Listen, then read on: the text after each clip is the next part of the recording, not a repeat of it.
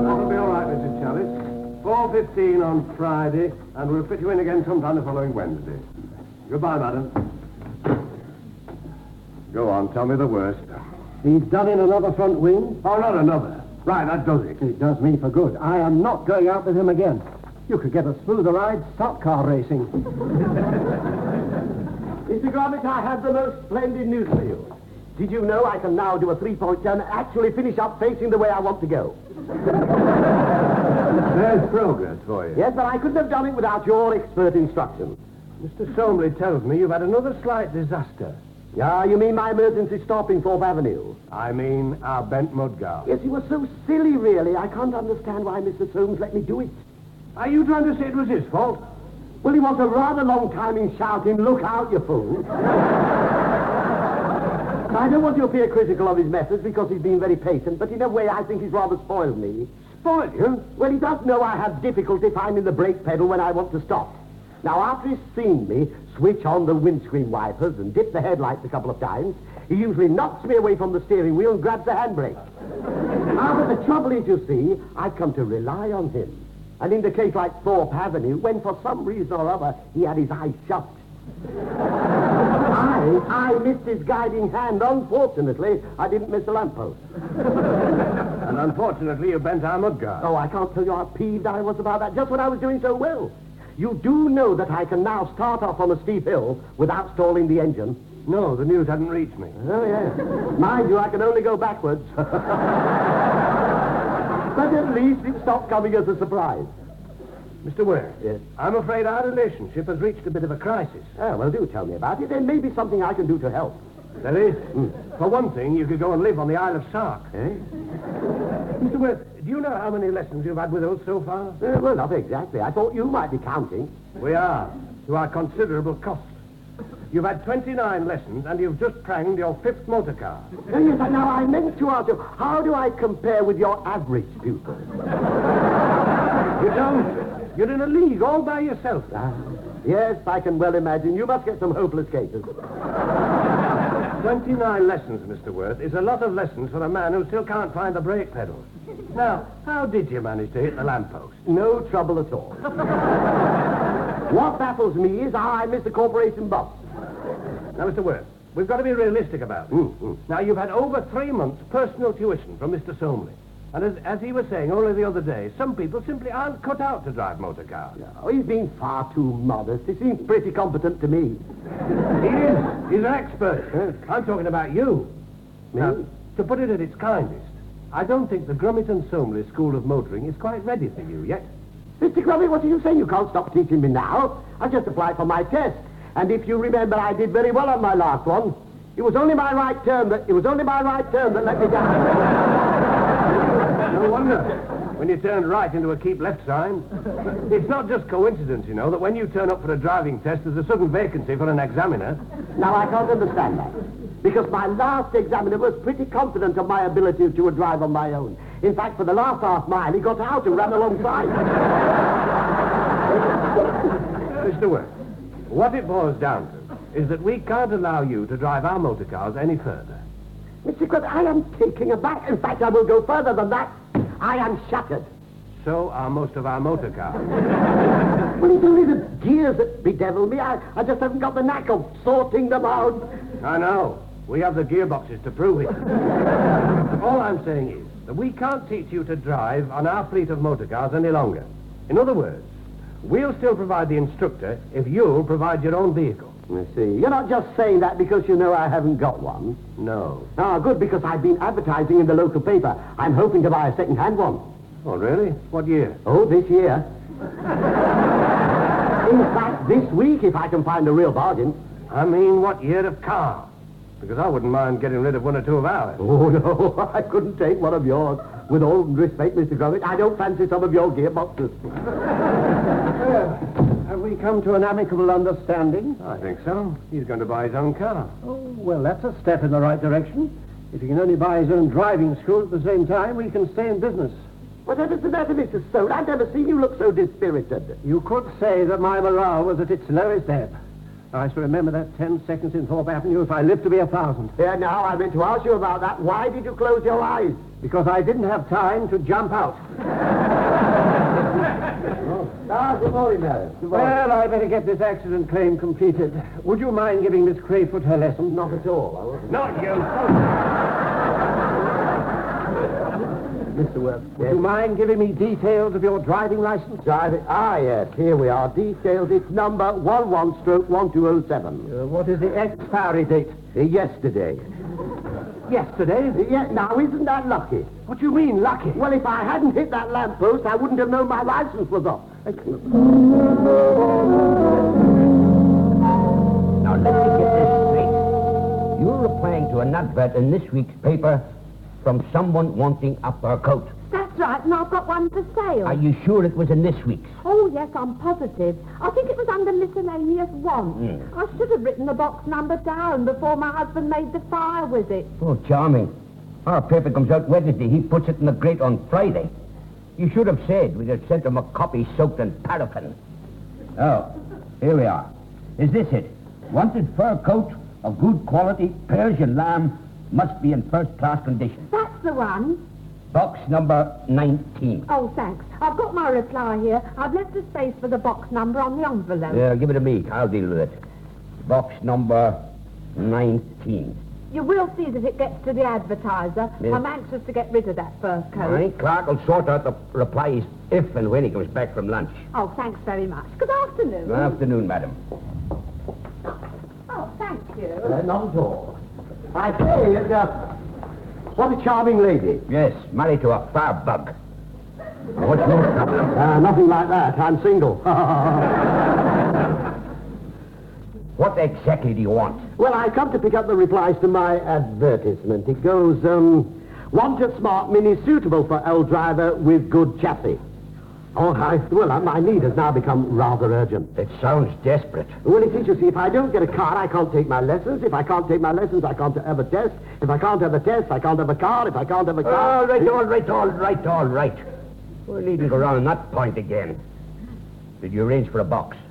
What sort of a box? For the replies. It's all right. Take them in my pocket. I'll try that again. Did you put your address in the advertisement, or did you have a box number? Oh, I see what you mean. Yes. Yes, what? I beg your pardon. Yes, thank you. I'll print this if I'm here till midnight. If people don't want to use their addresses or their telephone numbers, we provide them with boxes. Exactly. Well, that's what you provided for me. Good. Now, can you remember the number? It is imprinted on my mind. I've got it written down somewhere. Box 61. I thought we'd never make it, did you? Well, I seldom lose faith. Are you now in a position to give me the replies to my advert? Well, I feel you've come a long way towards it. 61. Nothing. No replies? None. Well, that's incredible. How do you account for that? Well, I don't think for one moment it's anything personal. Yes, I know, but what are we to conclude? Is it that your readers don't want to sell me a motor car, or is it that they're just playing hard to get? Do you know, I've never considered the psychology of it. Yes. Well, could I make a suggestion? As long as you're not asking for your money back. No, on the contrary. I was going to suggest I put a bigger advert in your next week's edition, or better still, how would you like a good human interest story for your next issue? Come again? Is your editor in? I am thinking big. I'm the editor. I'm the only one who is in. Well, how's this for your banner headline? Local resident on horns of dilemma. When he was interviewed last night, Mr. Harry Worth was quoted as... Perhaps you'd better take this down. What for? For your front page. Now, I suggest the subheading, Learn a Driver at Wit's End, and then you could go on, Fate has dealt me a cruel blow, said Mr. Harry Worth, as he revealed all to our special correspondent. Hopes of passing his driving test suddenly faded last night when it was obvious he would not find a suitable car for his test. I am distraught, he said. Yeah, could be, but I think distraught is better. And perhaps you could take a photograph of me pacing up and down my empty garage. You wouldn't like us to run a colour supplement, would you? What a wonderful idea. Sorry I'm late back, Mr. Powell. You're not as sorry as I am. Look after this gentleman here. Yes. And if things get really desperate, I'll be round the corner in the snuggery. Right. Oh, sir, what did you want? Well, I was wanting some replies to my box number 61, but your readers appear to be suffering from writer's cramp. Oh. Has he looked through this lot, waiting to be sorted? Well, no, not to my knowledge. Well, what's that then? 61, thank you very much indeed. I think that appears to be your lot. Yeah, well, this will do splendidly. It's from a Mrs. Landis. She says she's got a classic model. Would suit me down to the ground. It's 4 years old, 65 pounds. Oh, what is it? It's a motor car. She doesn't say what make. 4 years old at 65 pounds? That sounds too good to be true. Yeah, there must be a catch in it somewhere. Probably only taxed for the half year.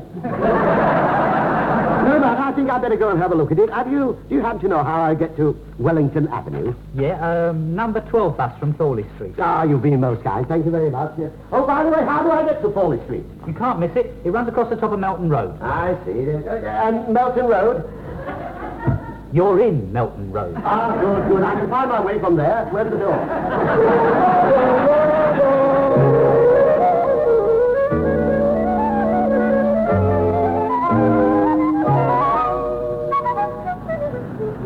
Well, box number 19 hasn't shown up, so you'll have to go back to the cupboard.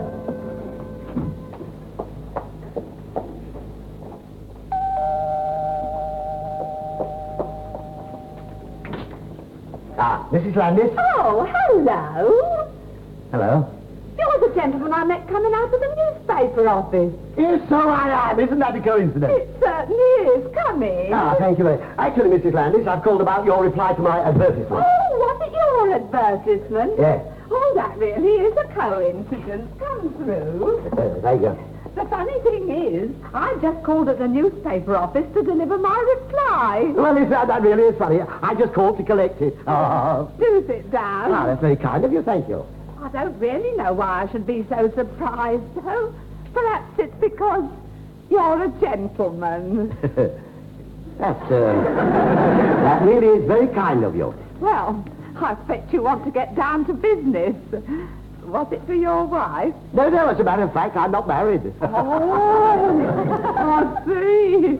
I better not ask any more questions then. No. Ask away. In any case, it's no secret. I'm buying it for myself. Well, between ourselves, the gentleman next door has bought one, and I do like to try and keep up with the Joneses. But you wouldn't be going out in it, would you? Oh, yes, of course. If everything works out to plan, I intend to go away in it on my holidays. I think it's in good condition. Oh, like new, but I was only thinking. Won't you feel a bit strange in it? Yeah, well, I might at first. Mind you, I've been out a few times in Mr. Grummitt's.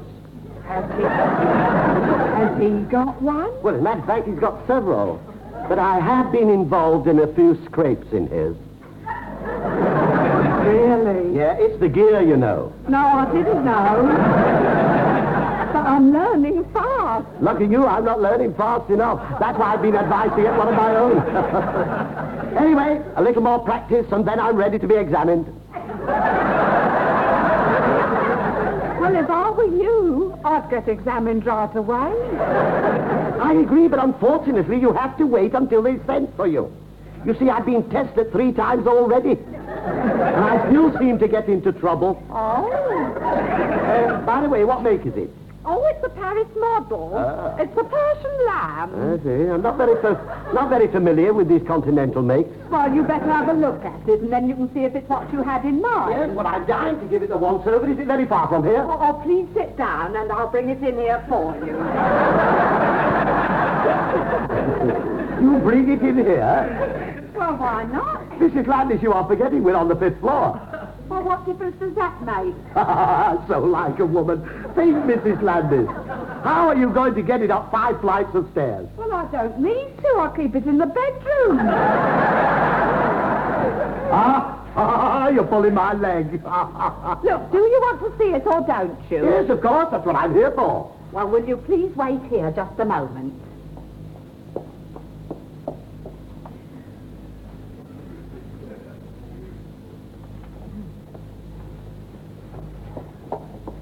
Right.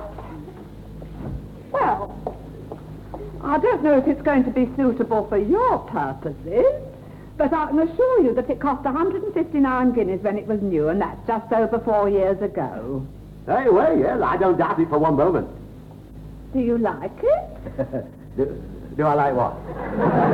The fur coat. Oh, yes. Yeah. Oh, it's very smart. It's lined in black satin. Yes. It's a nice style, isn't it? It's very nice. It seems a silly thing to ask you, but did you want to try it on?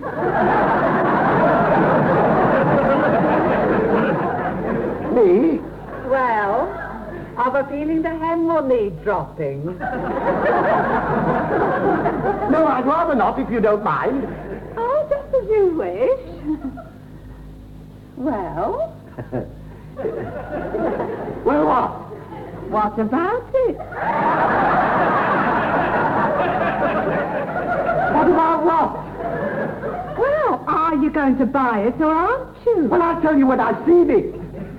Can't you see it now? Yes, of course, that's what I'm here for. Well, how long do you want to look at? Oh, only a few minutes. If you lead the way. Where to? Well, wherever you keep it. Well, I'll keep it in the bedroom, but what's that got to do with it?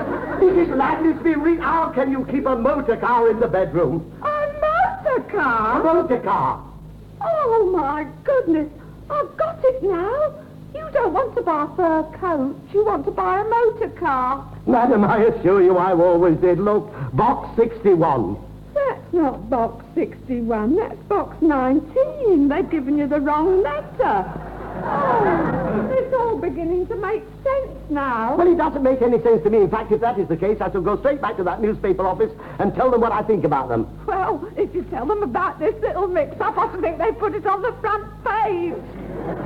Mrs. Landis, what a wonderful idea. I can see the headline now. Roadhog cries wolf in sheep's clothing. I don't want my name in the paper. Ah, that's even better. Now, how's this? In a dramatic meeting with a mystery woman, Mr. Harry Worth was foiled again. Excuse me, I'd better write this down.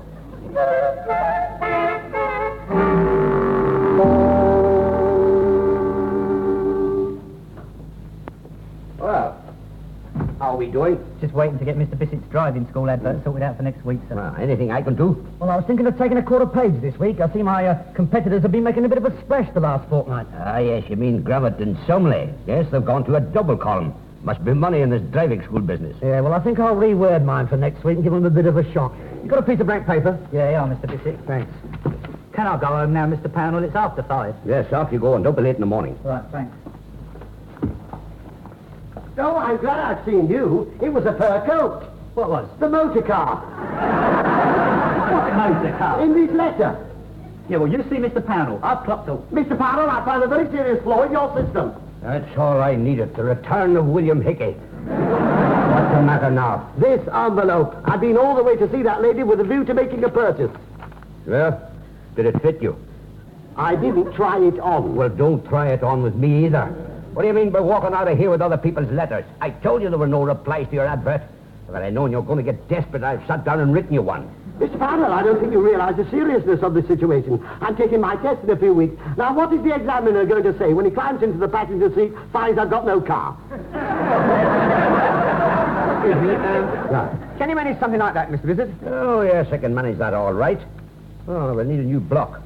But I like the layout. I rather like that phrase, don't you? Just came to me now. Drive today the Bissett way. What do you think? Yes, I like it.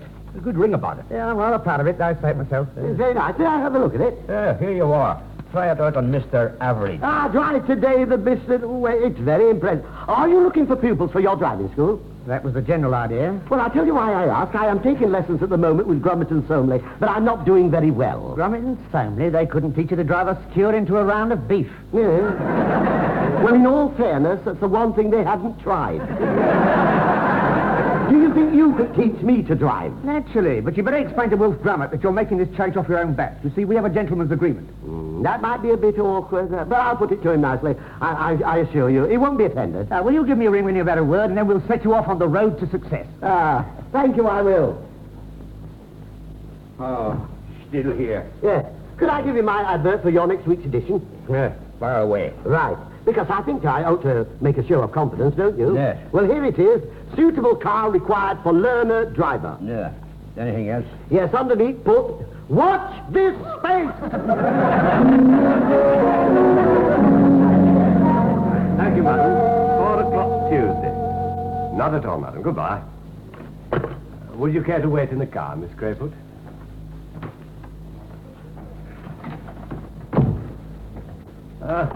I'll tell you what, Fred, I'll take Miss Crayfoot again for her lesson, if you like. Oh, that's all right. Oh, you said you were still depressed. I'm not that depressed. Who's driving you home tonight? After the lesson is through.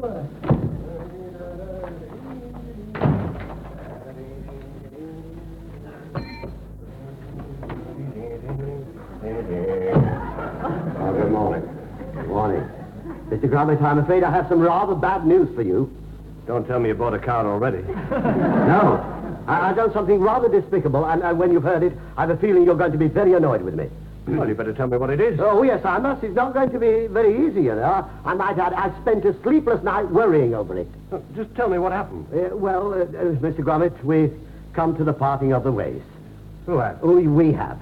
Now, I do know that we've been through thick and thin together, and now it's all over. I am ashamed. All I want to hear from you is that we can still be the best of friends. Look, I'm sorry. I've either missed the first half of this conversation or I'm having a bad dream. Now, what exactly are you trying to tell me? Well, now, if I have got to give it to you bluntly... Look, just give it to me so that I can understand it. Right. Well, in a nutshell, you know, in a nutshell, what it boils down to, in simple terms, without going all round the house as the crooks on the back... I forgot what I was going to tell you. Well, it's just that I won't be taking any more driving lessons with you. You're joking. I'm sorry, I didn't want to hurt or offend you. I know you've got your pride. I know. Just a minute. Let me get this clear. Yes. You actually mean you won't be coming around here again for driving lessons? I won't, but it's not the end of the world, Mr. Grummitt. Surely we can part on reasonable terms and shake hands. Mr. Worth will do better than that. We'll have a farewell party. What happened? Well, the truth of the matter is I'm going to take driving lessons with Sam Bissett. Sam Bissett? Well, I had to tell you. Sam Bissett? Don't try to fight it, Mr. Grummitt. But why Sam Bissett? He couldn't teach you to drive a nail into a pound of putty. No, well, fortunately, that's not one of my favourite hobbies. All I want to know is, can I leave you with a clear conscience? Mr. Worth. Yes? In the last 13 weeks, you have taken a personal toll of 2 front bumper bars, 1 radiator, 3 mudguards, and a door panel. To say nothing of sundry dents and scratches brought about by your complete inability to steer straight. We have 1 instructor up with a broken nose and another one with a nervous breakdown. Now, I should worry that you're going to Sam Bissett. Thank you, Mr. Grummitt. You have taken it like a man. Thank you, and once again, goodbye. Oh, by the way, in case he asks, could I bother you for a testimonial?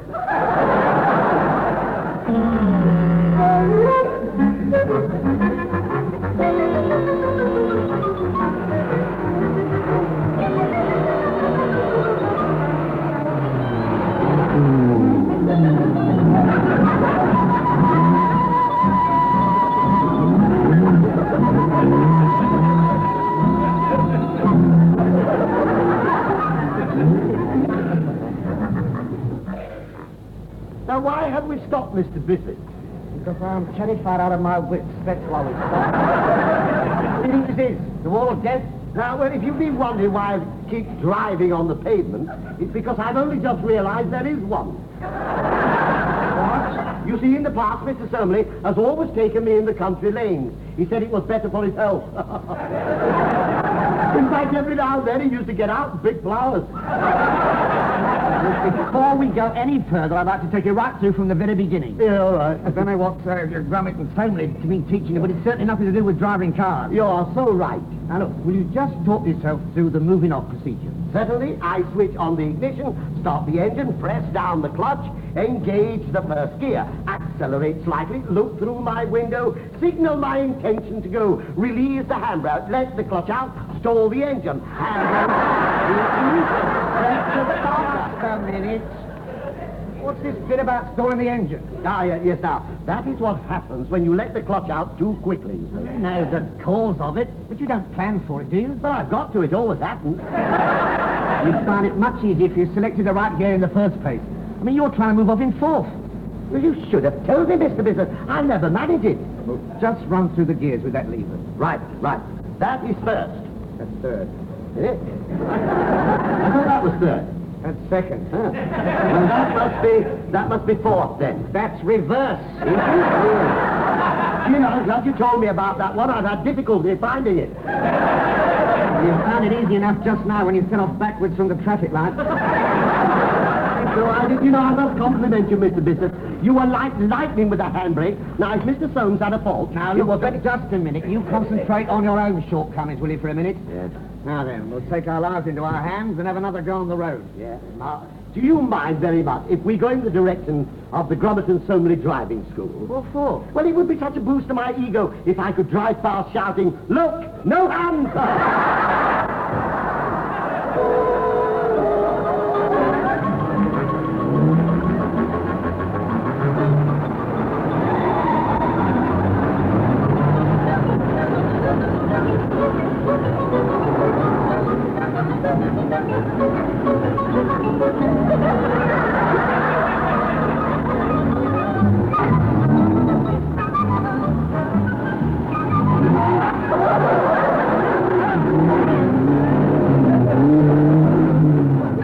Mr. Parnell. Yes?